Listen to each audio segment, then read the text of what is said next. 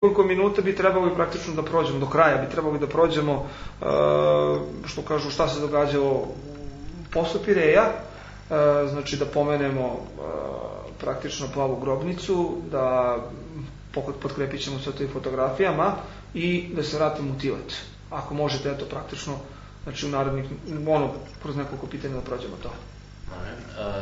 Evo, znači, isplovili smo, iz Pireja, uputili smo se putem Korinta, od Korinta prema Krfu. Imali smo jedan scenariju na Krfu koji sam pripremio, vezano je za polaganje venaca na Plavoj grobnici. Taj scenariju je bio, to možda i slike mogu da kažu i da prikažu, student Kadet Milutinović je ispričao jednu priču, istoriju srpske tragedije i povlačenje srpske vojske prema Krfu i sve što se desilo na Krfu i na Vidu. Nakon toga je Kadet Bogićević izrecitovao pesmu, što je ostavilo na mene veliki trag. Znači, mogu da kažem da je to profesionalno, znači kao profesionalni glumac je izrecitovao tu pesmu Stojati Gali Carski. Čak sam vidio jedan, da su neki zaplakali, znači, u datom trenutku.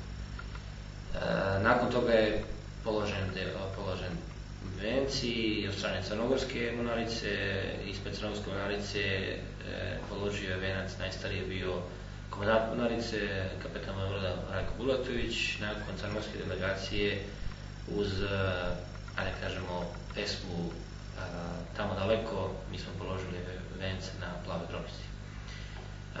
Nakon toga krenuli smo put severnog prolaza između Krfa i Albanije, smo prošli i išli smo prema mestu Medova. Tamo smo takođe položili vence i 15. odnosno, ajde kažemo 14. na 15. znači noć oko ponoći, već smo bili na mesto odredište Herceg-Nove, odnosno Zelenika, i tu smo čekali jutro da bi mogli da uplovimo, pošto je već bilo predviđena i svečani doček u Tivtu, tako da smo 15. u 10 časova već uplovili u Tivat. Dobro.